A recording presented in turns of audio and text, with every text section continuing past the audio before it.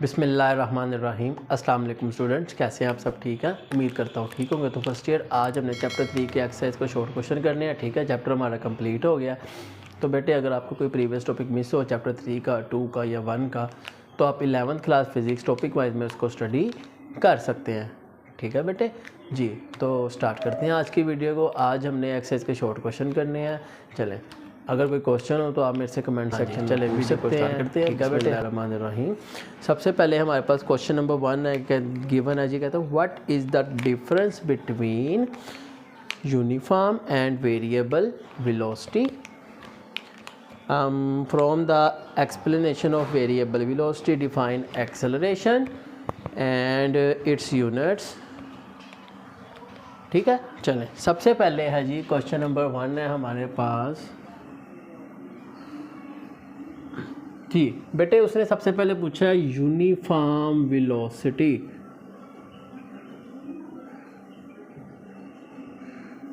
Uniform velocity क्या होती है? तो बेटे हमने इसकी डेफिनेशन पढ़ी है, body as uniform velocity if it covers equal displacement in equal intervals of time, however short interval may be। ठीक है बेटे, और वेरिएबल हमने पढ़ी है बच्चों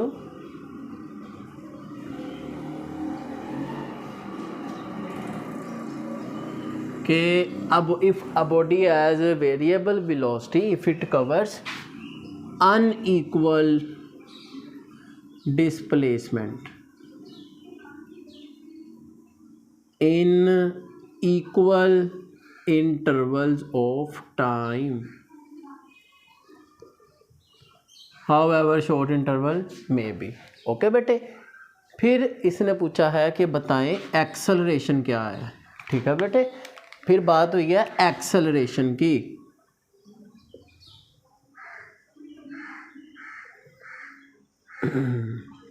जी, तो बेटे आपको एक्सेलरेशन की डेफिनेशन पता है कि rate of change of velocity of a body is called acceleration। इसका सिंबल है a, इसका फार्मूला है V F minus V I over T. ये हमारा वेक्टर क्वांटिटी है बेटे, और इसका एक यूनिट है ms-2 मीन्स के मीटर पर सेकंड, मीटर पर सेकंड स्क्वायर भी बोलते हैं हम इसको। और ये हमारा वेक्टर क्वांटिटी है। ये तो हो गया बेटे एक्सेलरेशन के यूनिट। इसी तरह अगर आप बात करें ना वेलोसिटी की, तो हमारी जो वेलोसिटी है, वेलोसिटी भी हमारी वेक्टर है। ठीक है, क्वांटिटी, और वेलोसिटी का यूनिट है मीटर पर सेकंड, और इसको ms-1 भी कहते हैं। ओके बेटे, तो इस तरह हमारा ये क्वेश्चन नंबर 1 हो गया कंप्लीट।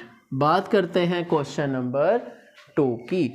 तो क्वेश्चन नंबर 2 है, कहता है an object is thrown vertically upward. एक ऑब्जेक्ट को आपने ऊपर थ्रो किया, हवा में ऊपर जा रहा है। फिर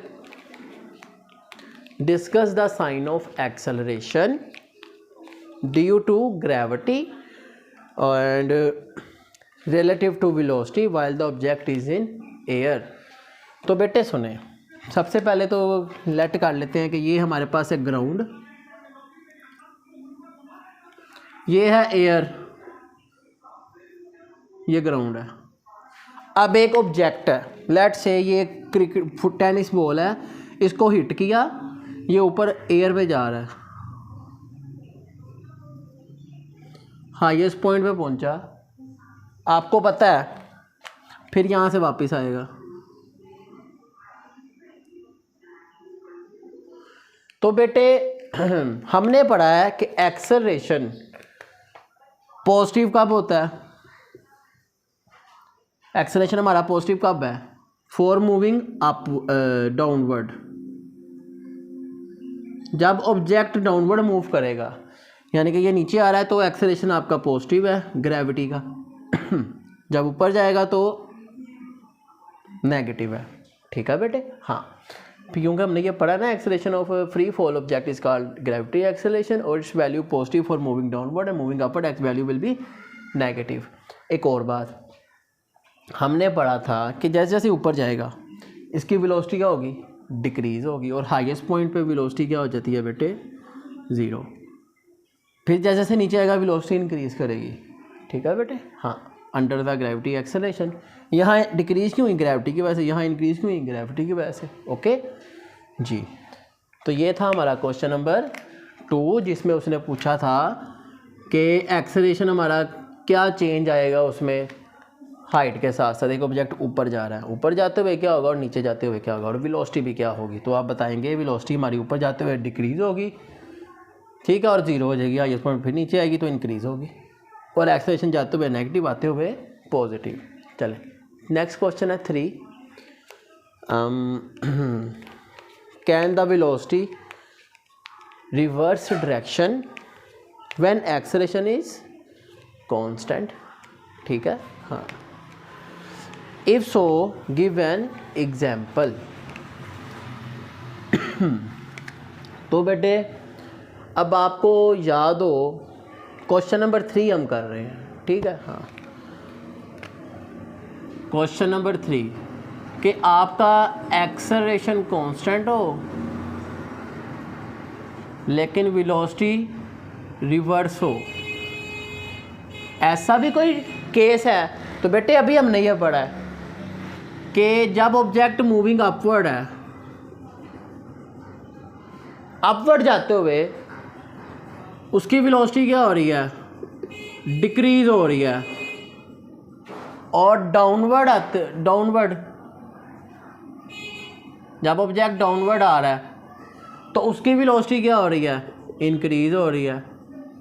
तो यहाँ पे रिवर्स हो गई वेलोसिटी, लेकिन एक्सेलरेशन दोनों जगहों पे जी है जिसकी वैल्यू आपको पता है 10 ms-2 आपने मैट्रिक में पढ़ी, और अब 9.8 आप पढ़ते हैं। ठीक है ना। तो ये कांस्टेंट है जी की वैल्यू दोनों केसेस में, और वेलोसिटी रिवर्स हो रही है। तो आप ये इसकी डायग्राम बना के अच्छे से एक्सप्लेन करेंगे। When object moving upward its velocity decreasing and moving downward its velocity increasing and acceleration will be constant.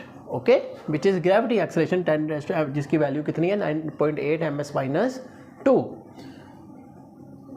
उम्मीद है बेटे समझ आ गई होगी। ठीक है, चलते हैं क्वेश्चन नंबर 4 की तरफ। क्वेश्चन नंबर 4 है जी हमारे पास, specify the correct statement.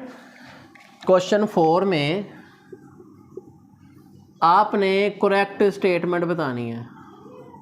Which statement is correct. 4 आपके पास हैं,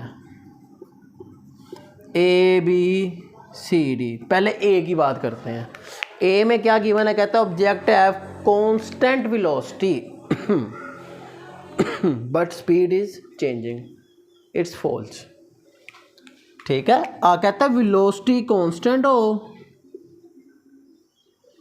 वेलोसिटी लेकिन स्पीड चेंज हो, इट्स इम्पॉसिबल। तो आप कहेंगे ये फॉल्स स्टेटमेंट है, ये स्टेटमेंट हमारी फॉल्स है। ठीक हो गया। बी की बात करते हैं। बी स्टेटमेंट क्या कह रही है कि कांस्टेंट स्पीड लेकिन वेलोसिटी चेंजिंग। जी, बी स्टेटमेंट है हमारे पास कि वेलोसिटी आपकी चेंज है हो रही, लेकिन जो आपकी स्पीड है वो कांस्टेंट है। अब इसका क्या मतलब है बेटे, आपको याद हो, आप कहेंगे when object moving in circle, object circle में मूव करेगा, हर पॉइंट पे उसकी डायरेक्शन चेंज हो रही है, हर पॉइंट पे उसकी डायरेक्शन चेंज हो रही है। आप कह सकते हैं कि when object moving in circle. ठीक है, डायग्राम ड्रॉ करके तो बताएंगे। जब वेलोसिटी मूव करेगा ना सर्कल में, हर पॉइंट पे वेलोसिटी की डायरेक्शन चेंज हो रही है, लेकिन पूरे सर्कल में उसकी स्पीड क्या होती है, सेम होती है। ठीक है, जैसे ज़मीन सूरज के गिर्द घूमती है ना सर्कल में, हर पॉइंट पे उसकी डायरेक्शन चेंज होती है लेकिन स्पीड उसकी एक ही होती है। तो ये केस हमारा करेक्ट है। स्टेटमेंट क्या है, करेक्ट है। ठीक है, इसका सी केस है। सी केस में क्या कहता है जी आपके पास कि ऐसा हो सकता है कि आपकी वेलोसिटी 0 लेकिन एक्सेलरेशन 0 ना हो। तो आप बताएंगे कि व्हेन ऑब्जेक्ट जैसे आप देखें ना कार मूविंग ऑन रोड, जैसे when brakes are applied, brake लगाएंगे आप गाड़ी चलते हुए पे, तो गाड़ी क्या होगी, रुक जाएगी, वेलोसिटी क्या होगी, ज़ीरो हो गई। लेकिन एक्सेलरेशन ज़ीरो होगा, नो। आपने डेफिनेशन पढ़ी है, when the velocity of an object is decreasing acceleration will be negative acceleration, ठीक है। अब वो डिक्रीज होते होते ज़ीरो हो गई, लेकिन एक्सेलरेशन की समथिंग वैल्यू होगी ना, क्योंकि वेलोसिटी में चेंज आया है, ठीक है। हाँ, तो आप कहेंगे this is our correct statement, it is possible. फिर आप रीडिंग बताएंगे सिंपली, पहले कहेंगे येस इट्स करेक्ट स्टेटमेंट। पहले तो आप इन सवालों में बताएंगे येस और नो, ठीक है। फिर उसकी एक्सप्लेनेशन की हेडिंग देके बताएंगे कि सिंपली कि when a car is moving on road, ठीक है, when brakes are applied velocity started decreasing and become zero, in this case acceleration will be negative, ठीक है, but velocity is zero. Okay, हाँ जी, तो ये सिंपल था, आपने इसको एक्सप्लेन कर देना है। हाँ जी, चलते हैं कोई केस नंबर डी की तरफ। केस डी है हमारे पास, object subjected to a constant acceleration but reverse is velocity. मतलब एक्सेलरेशन आपका कांस्टेंट है लेकिन वेलोसिटी आपकी रिवर्स है, यही वाला केस क्वेश्चन 3 जो आपने किया है। एक्सेलरेशन कांस्टेंट लेकिन वेलोसिटी रिवर्स है, कि मूविंग अपवर्ड होगा तो velocity decrease, moving downward velocity increase, but acceleration remain constant, ठीक है बेटे। ये क्वेश्चन नंबर 4 हमारा कंप्लीट हो गया, उम्मीद है समझ आ गई है। चलते हैं क्वेश्चन नंबर 5 की तरफ, ठीक है बेटे। क्वेश्चन नंबर 5 में हमारे पास गिवन है a man standing on top of tower, एक टावर की बिल्डिंग पे एक शख्स खड़ा हुआ है, ठीक है। थ्रो अ बॉल, उसने एक बॉल को थ्रो किया ऊपर हवा में, ऊपर की तरफ, ठीक है।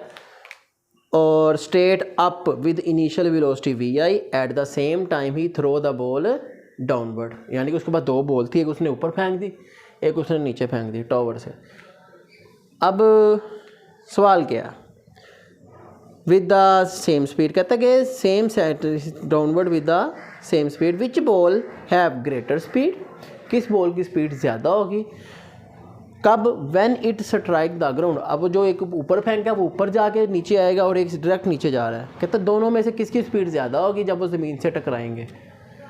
तो इसका आंसर ये है कि both balls have the same speed. क्यों, why, due to gravitational acceleration which is constant. देखें ना, आप ऊपर जाएं या नीचे जाएं, जी की वैल्यू तो कांस्टेंट है ना एक्सेलरेशन, दैट्स वाई। वो देखें, जो ऑब्जेक्ट उसने पहले ऊपर थ्रो किया, उस बॉल की वेलोसिटी जिससे भी उसने थ्रो किया, पहले आस्ते वेलोसिटी उसकी डिक्रीज होगी और हाईएस्ट पॉइंट पे 0 होगी, फिर वहाँ से वो नीचे आएगा। और जिस ऑब्जेक्ट को उसने थ्रो किया उसके हाईएस्ट पॉइंट पे वेलोसिटी 0 पर जैसे नीचे जाएगा, under the constant gravitational acceleration, उस ग्रेविटी के एक्सेलरेशन की वजह से वो नीचे जाएगा, ठीक है। पहले तो वेलोसिटी इंक्रीज हुई दोनों की, फिर एक वक्त आएगा कांस्टेंट हो जाएगी, क्योंकि एक्सेलरेशन क्या है, कांस्टेंट है, तो दोनों सेम वेलोसिटी से ज़मीन को स्ट्राइक करेंगे, ठीक है बेटे। उम्मीद है आपको समझ आ गई होगी। अगर आपको कोई क्वेश्चन हो आप कमेंट सेक्शन में पूछ सकते हैं, ठीक है। चले मिलते हैं आपसे नेक्स्ट वीडियो में, सी यू देन, अल्लाह हाफिज़।